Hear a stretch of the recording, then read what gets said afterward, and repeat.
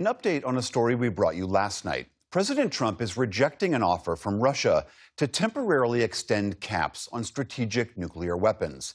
It comes as the treaty that held them in check, called New START, expired today. In a social media post, the president called it, quote, a badly negotiated deal, adding, we should have our own nuclear experts work on a new, improved, and modernized treaty. The Kremlin says it regrets the expiration of the last remaining nuclear arms pact between the two nations. And a spokesperson for the UN Secretary General called this a grave moment. In the first time for more than half a century, we face a world without any binding limits on the strategic arsenals of both the Russian Federation and the United States.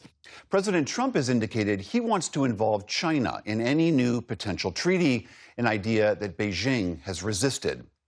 Meantime, during talks today in Abu Dhabi, the U.S. and Russia agreed to restart high-level military contacts. Those communications were suspended in 2021 as tensions rose ahead of Russia's invasion of Ukraine. In a statement, U.S. European Command said the restarted channel, quote, provides a means for increased transparency and de-escalation.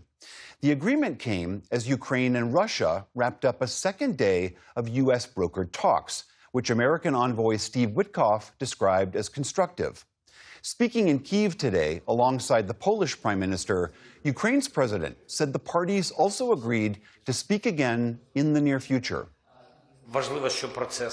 It is important that the process is ongoing. We would like faster results, but if the next meeting is planned, it means there is a chance to continue the dialogue, which, of course, we very much hope will lead to the end of the war.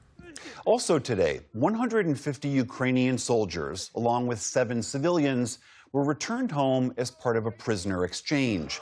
Ukraine says many of them had been held since 2022.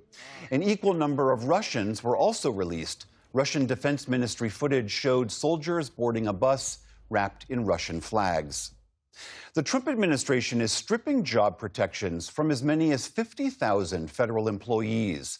A final rule published today by the Office of Personnel Management makes it easier for the president to discipline or remove those workers. Before, a president could only wield such powers over roughly 4,000 political appointees. Agency head Scott Cooper said the new policy advances President Trump's agenda, adding, quote, those entrusted with shaping and executing policy must be accountable for results. The fallout from the latest release of files related to Jeffrey Epstein is spreading both here and overseas. I am sorry. Sorry for what was done to you. Sorry that so many people with power failed you. Sorry for having believed Mandelson's lies and appointed him. Britain's Prime Minister Keir Starmer apologized today for appointing Peter Mandelson to be his ambassador to the U.S. Files later showed Mandelson was closer to Epstein than previously thought. The World Economic Forum is investigating its CEO, Borge Brende, over his alleged ties to Epstein. Brende insists he was completely unaware of Epstein's criminal activities. And in the U.S., Brad Karp is stepping down as chairman of the influential law firm Paul Weiss due to his appearance in the Epstein documents, though he'll stay on with the firm. The Nigerian government says it's launching a new military operation against Islamic militants after more than 160 people were killed during an attack earlier this week. Local officials say it happened in 2 Muslim-majority villages in Kwara State, and that the victims were reportedly killed for resisting extremist ideology. No group has claimed responsibility, but officials suspect various Islamic military groups. Separately, in Nigeria's Kaduna State, officials say all 183 Christians abducted from 3 different churches last month have now been released. On Wall Street today, stocks struggled amid continued weakness in tech shares. The Dow Jones Industrial Average fell nearly 600 points. The Nasdaq dropped around 360 points on the day. The S&P 500 ended lower for a 6th time in 7 sessions. And Vice President J.D. Vance told U.S. Olympic athletes in Milan today that the Games are one of the few things that unites the entire country.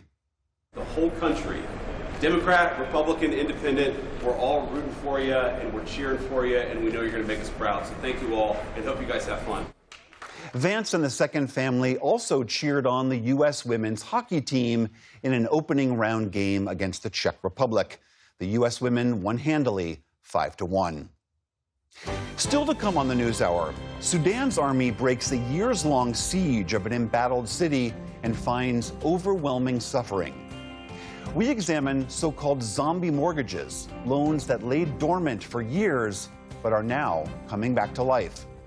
And an organization offers recovery and work skills to Indian women who were forced into sex work.